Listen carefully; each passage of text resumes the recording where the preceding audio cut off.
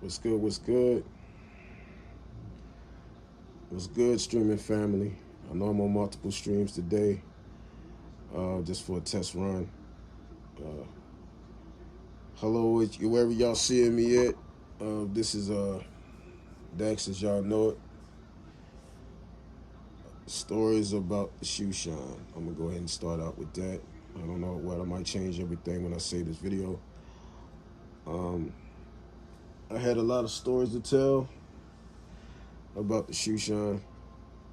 I'm gonna cut this TV off real quick. I'll be right back.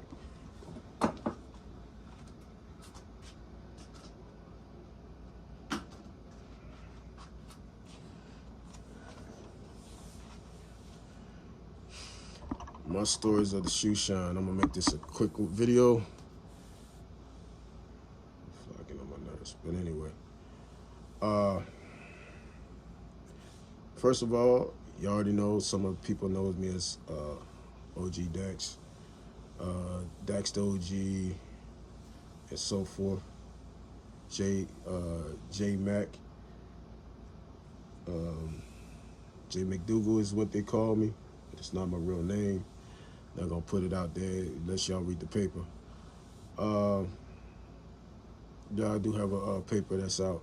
It's been out since 2005. How I started shining shoes. Uh, a couple of military guys were shining shoes. One guy was a business major, and he had several businesses, and he started out around the 2000s. And my dad seen him at one of the PXs, on it's like what they call a base exchange, or Next, or whatever you want to call it. It's actually a base where military people and government personnel that has access to purchase their products, like the outside, like the civilian world. So we started out, and actually he started out first just messing with the guy, and the guy only had one detainee that shined his shoes for one time and just to talk trash. Knew he couldn't shine his way out of a paper bag, but he gave him a chance, and he already knew. He said the only reason why he didn't want to give us the shoes because we knew we could shine. And he would always tease this one individual. Make a long story short, down the line, he just had his little box. Dad said he just went over there just to help him out. So after he helped him out, another guy came by and said, let me show y'all too how to shine shoes, but this was like months later.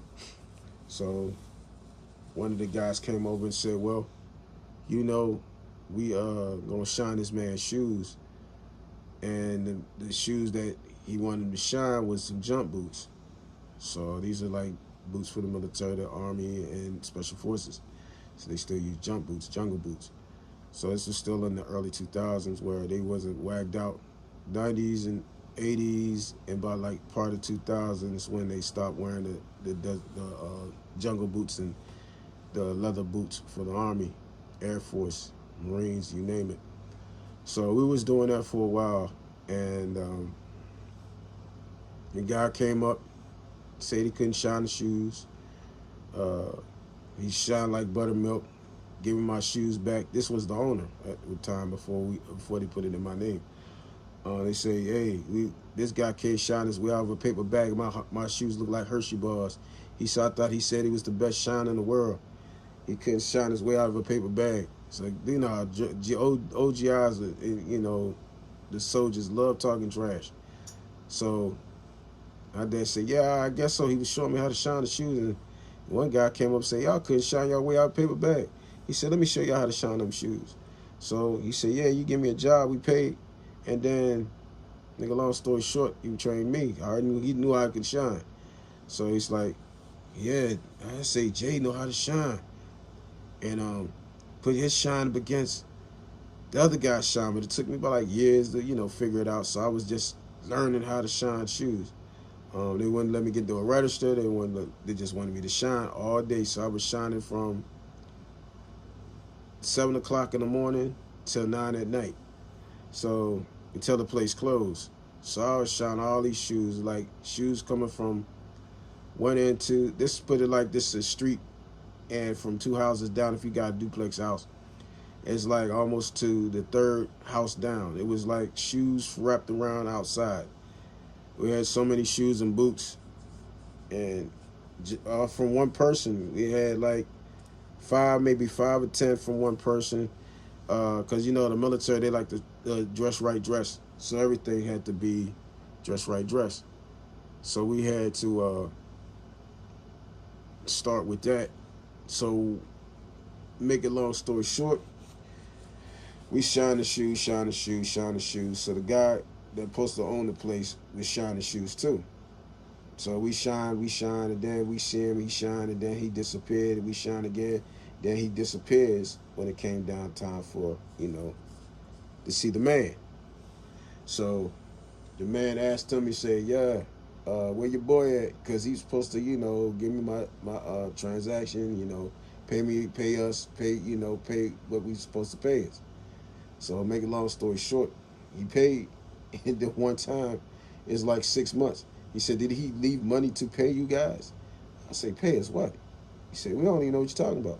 He said, yeah, me, la la la la la, blase blase, supposed to pay me, blame, blame, blame. So he didn't pay him.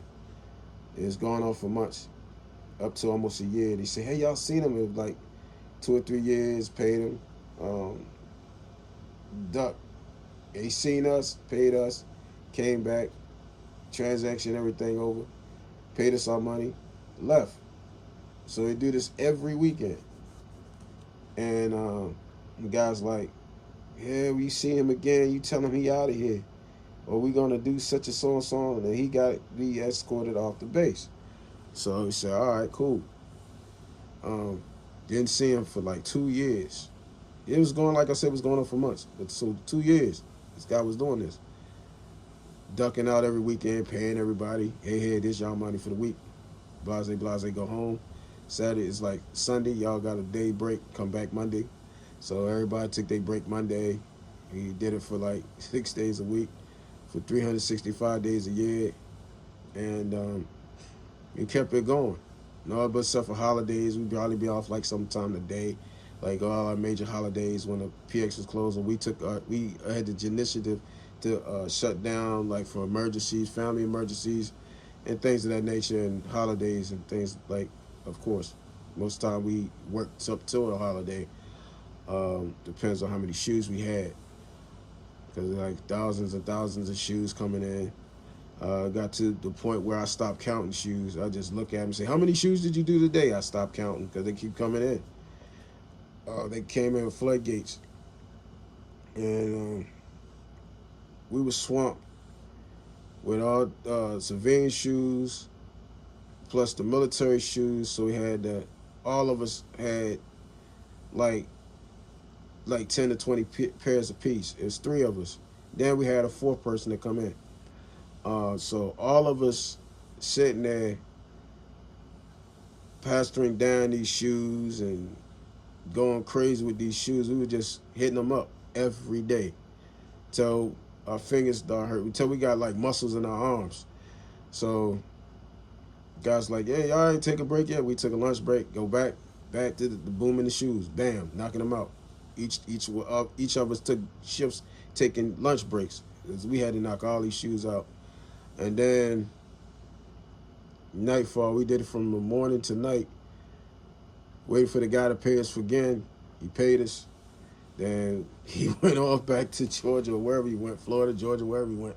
And then he comes back up a weekend, pays again, duck out, know a time that the guy's going to look for his money, so he wait until everything is closed down. Then we see a mysterious dude come around 5 or 7, about like close to 7 o'clock for closing. So he ducks around, knows that this guy goes up to Hagerstown, almost to Aberdeen, and he does it again.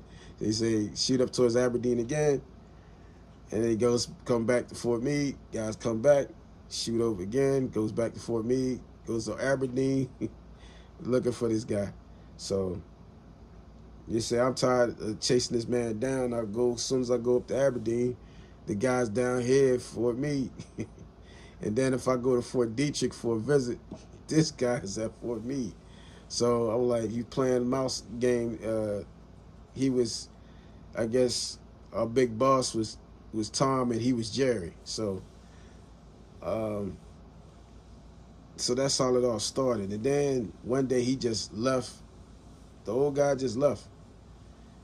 I'm like,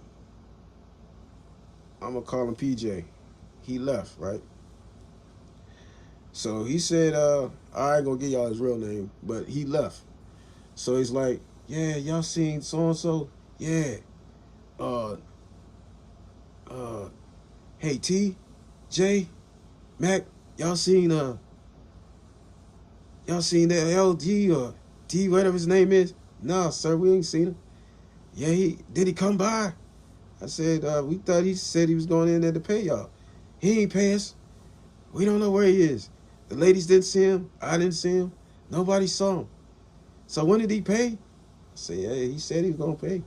He said he went in there, he went into PX, said he paid y'all. He didn't pay us nothing. He ain't give us a percent. Mac, T, J, y'all gonna have to do something about this. We can't have this man running around here, taking our money, running around here, not paying our percent. So I said, all right. So we get up there and we like, all right, so we gonna get your money. We gonna take care of that. So he said, next time you see him, he is escorted off the base. He's not coming back here. So he said, hey guys, I can't afford to do this. So he comes up with this sad story. Now we already know what the detail was. So and so say that he came back with the story and he doing this and that and the third. And the guy said he'll pay y'all and this, that, and the third. So I'm like, all right. So he paid us. After he left, that was the last time we saw him. The contract and the things just keep going on. He was going to shut the whole thing down. So I was going to go back to work for the government agency and just, do this part-time. I was going to do that. And then 2012 came around. I've been doing this since 2005. And 2012 come around, and then years later, things happen. People don't expect this to go down. So something had tragically happened to the family. Wasn't doing too well at the end of the stay for all those years, and had to get over it. People passed away. It was like back-to-back funerals in the family, and then it just took a toll on me, and had to get it together. Prayed about it, came back stronger than ever before.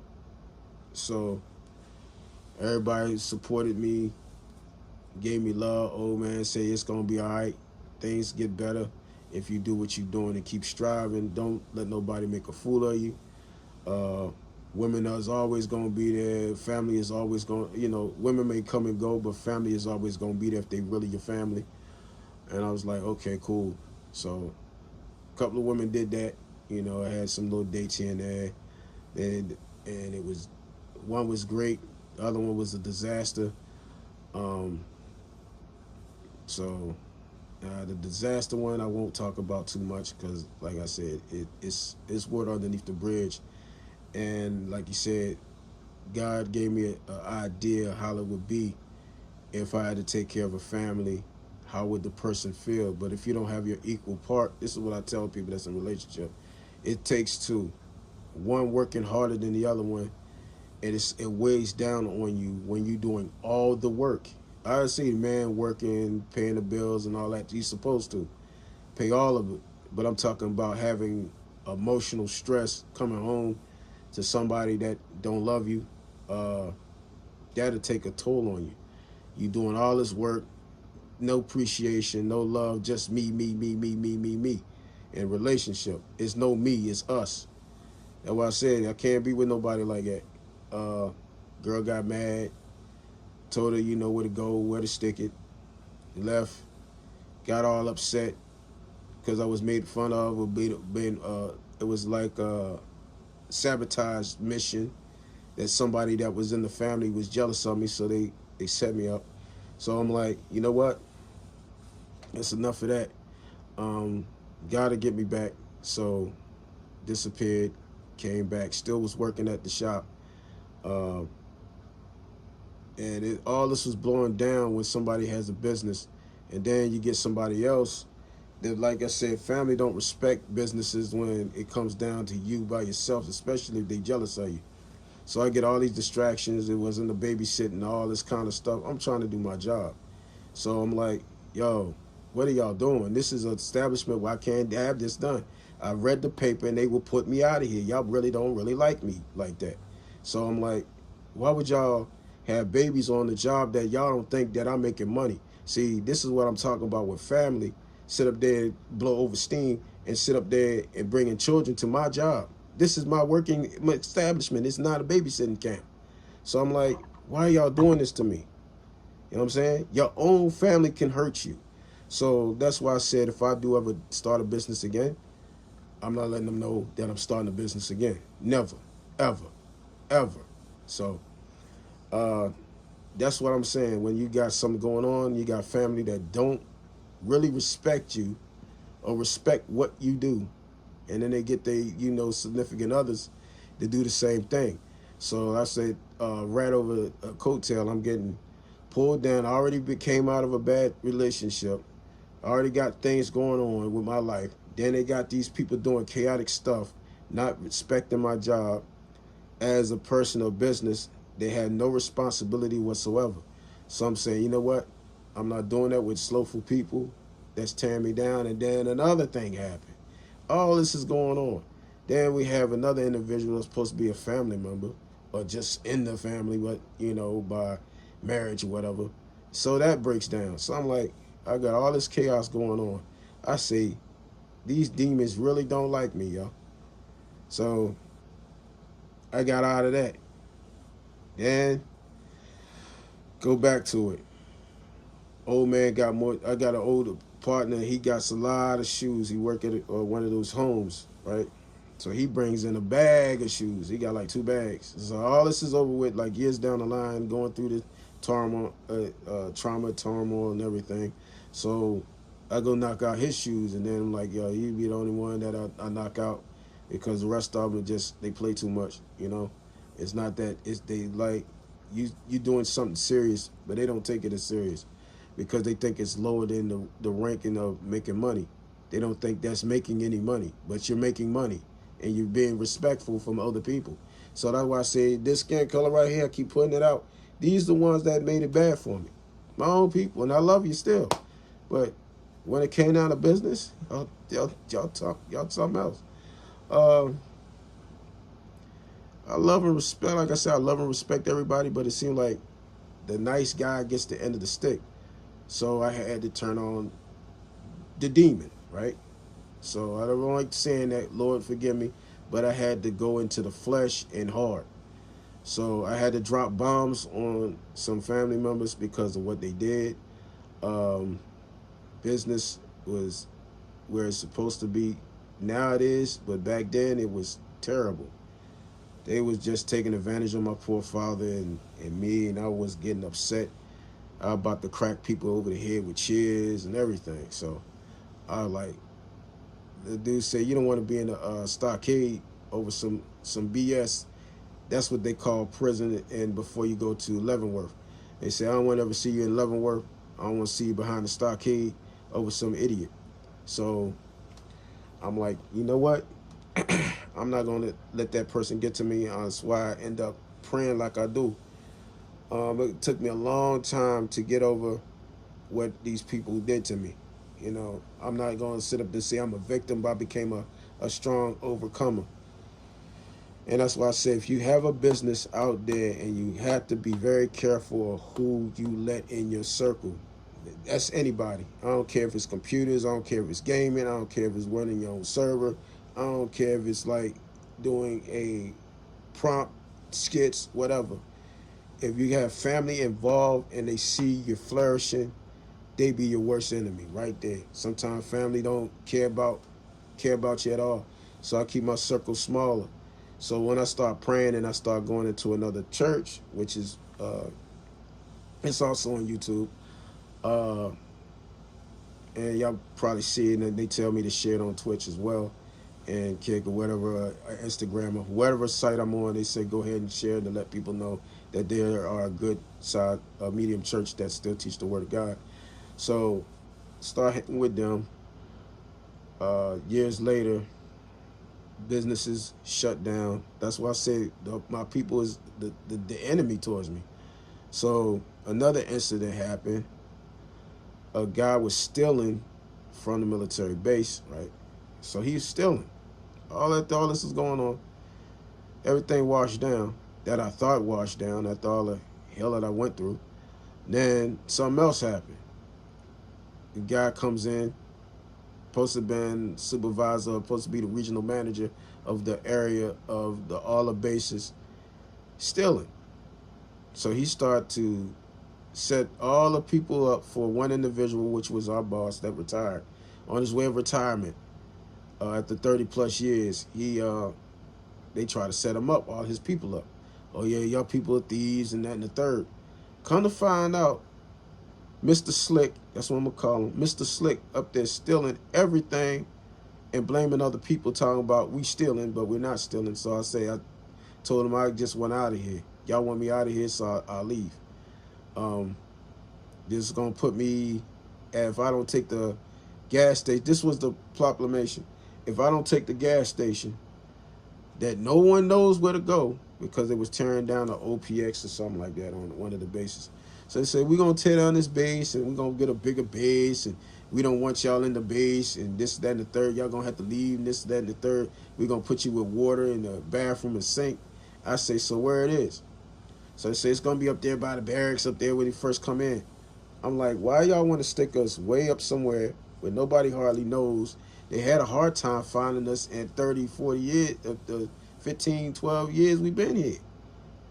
You know, we've been here almost over a decade, and y'all gonna sit up there and try to move us. Nobody knew where we was even when we were here, and that was in the early 2000s. So you gonna move us? Yeah, we're gonna move you guys. It's 2013, 2014. Oh, it's time for you guys to ship out and contract and do another rebirth, and we're gonna put you in this building and blase blase. So we didn't take it. So they had the thief still running around, doing what he do best, stealing gift cards and taking money out of registers and blaming folks. Blamed this young older woman that was was ready to retire. They escorted her out. MPs, police, everything was there to escort her out. Said she was stealing money. Then the other guy said that we was stealing money, and then come to find out he was the thief. And I said, why would I steal when I work every day? I don't, because they seen the cars that we were driving, like Challengers and Jeeps and trucks and all that. I said, well, you dickheads, excuse my language, you dickheads, I didn't say the dickheads, I said you F-heads, know that my dad is a Vietnam veteran, that he doesn't have to be here to work for anybody. He has other side businesses. He don't have to do this, right? Because he had a cooking business, he had a restaurant and all, a trucking business, restaurant and all, so forth. So he really don't have to be here. So it's like, okay, so y'all want to play smart, so we gonna get Junior. So I'm like, okay, get me. So I'm like, I ain't signing squat. You see, the only thing I did was like told him to shove up there. You know what? Back then I wasn't really in the Lord. I just had 1 foot and 1 foot out. And I was like, you know what? You can stick that up here. You know what? He said, yeah, yeah. And I said, all right. So I wanted to scratch it off, right? And he said, scratch that out. So they scratched it out. And he said, we just going to get you on this. I said, scratch that out too. He said, why y'all going to sit up there and make a fool out of me? So this is what I tell y'all about AAFES. They got crooks in there too. If you ever work for them, be careful. Especially the one I work for George Meade. I hope they got all them crooks out of there and did investigation on them. They needed the FBI for real on that. So, make a long story short, they caught the corporate, and you got an apology letter. You wasn't stealing. We found the real corporate thief. Could you come back? I say, no, after y'all don't put the boys on me and things of that nature, the theft, why would they theft on something that was mine? Didn't make sense. So all the hell blew over. That's a heck of a story. So that's what actually happened. They asked me to come back, and I ain't been back in, sheesh, they had been gone for almost 8 years. So I haven't been back to the PX or any facility in almost quite close to coming to 15 years now. And so, I'm trying to think the last time I've been there. Let's put it this way. Since they built the place, that's the first and the last time I've been in there. Do I forgive them? I go back in there? I say, yeah, I could, but it brings back a salt taste in my mouth. Forgiveness is what I had to work with because all the hell everybody put me through in this business, and I was already, a good guy, didn't bother nobody.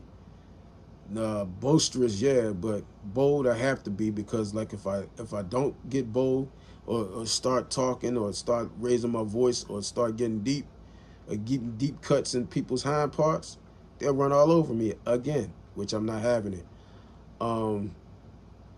So, like I said, the generation strength that I had, even at that time, I could handle what they put me through because all that stuff that I told y'all, if I can come through that and still be a great person and successful, then you can do anything. Just take it from me. I don't went through it all. The ringer for real. It was crazy. So fast forward. Same Joker that supposed to been helping me out, ripping people off and stealing and all that kind of stuff. We had two of them, man. It was like, it just keep going on, and then we got somebody defending them and all that kind of crap. So I got stuck with doo-doo still on my shoes because of a certain individual. They like doo-doo, so they like playing in it. That's what I call a man doo-doo. They like playing with doo-doo. What they call men what I call trash. So I had to deal with that, and I didn't want to. So yeah, that's why I said when it come down to family and you have a supportive system, it's a blessing to have one. But make sure that person keep a tight-knit circle when you do things, when you do a family business. Because like I said, everybody in the family does not like you, period. I don't care if it's streaming or whatever. I'm gonna have an enemy somewhere. So like I come from the generation I just don't care. I don't give two F's about my enemies. You're just making me stronger. Because what I went through in the government, there's nothing no one can do. If I went through that hardship and through them years from 2005 all the way up to now, I can handle pretty much anything. Because that was the triumph, having your own business, thinking that you had a life and women to be your wife and stuff like that, and then they failed and to realize that you doing all that work to be a generous person, the loving person that I am. But you took it and put it a nip in the bud. So I'm just sitting there looking at you like, well, why would y'all do this to a man like me? Did nothing to you. I don't beat on women like that. So why would you make somebody like me go off? And on top of that, people with disabilities, this is for you as well. If you're strong and you got a strong mother and a strong father, stick by them, because a lot of people want to take advantage of and get disadvantages. But I have a God. And with that God,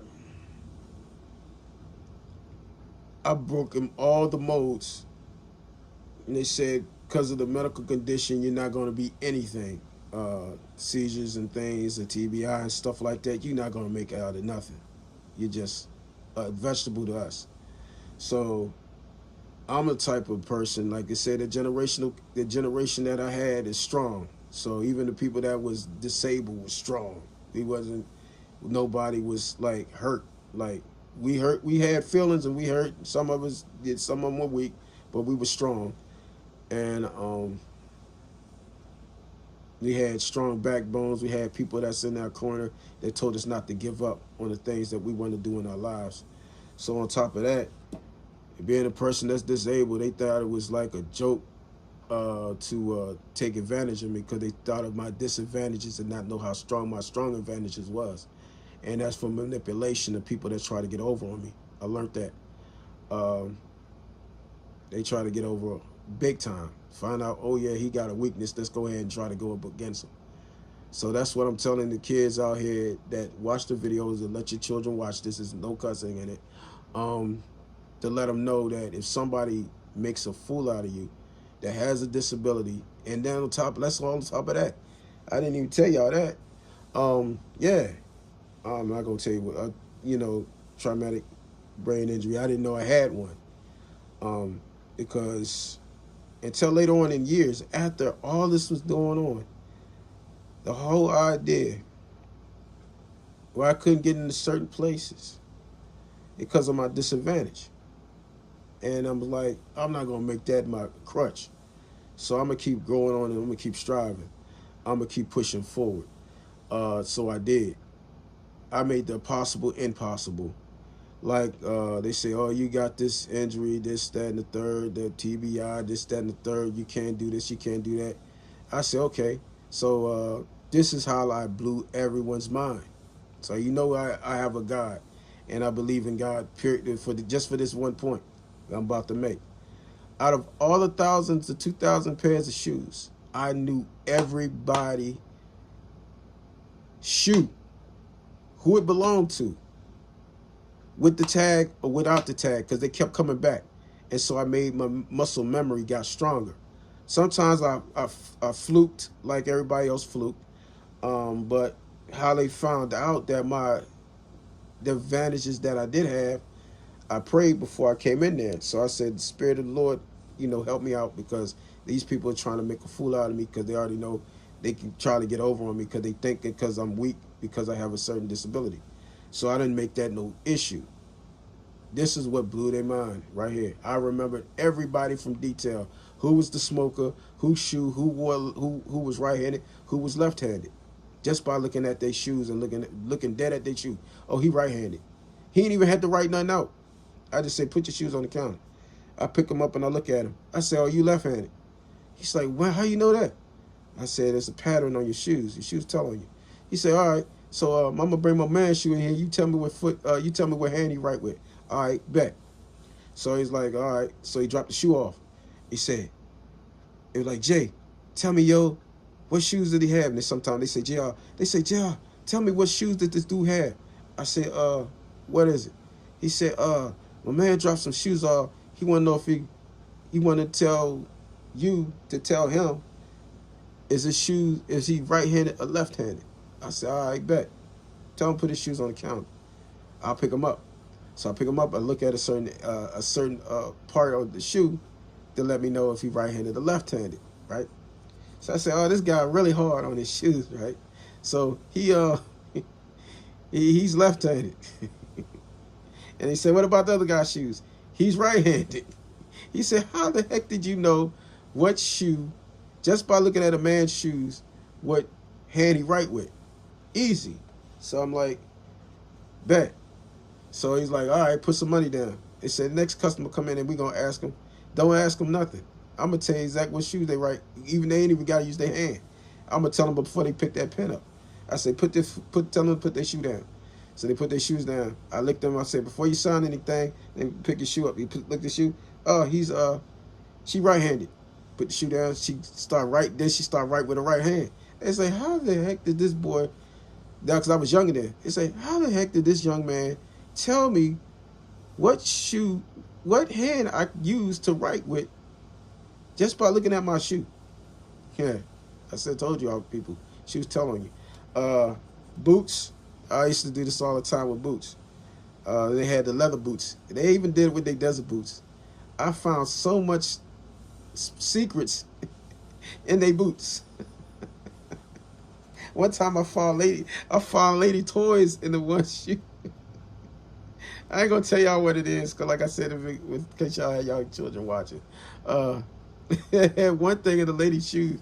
I say, ma'am, you forgot your little personal item in your shoe. She say, oh, I was looking for that. It's like, lady, that was in your shoe? She's like, no, Where did you find it? Ma'am, your little lady toy was in the shoe. Luckily we wore gloves back then. I hope you cleaned your toy. uh, and then one guy had his little personal toy in the shoe. I said, who y'all hiding from, your drill sergeant? Y'all find it from your first sergeant, or your sergeant major, because it's stuck in your shoe, sir. What was in my shoe? He say, don't let us pull it out.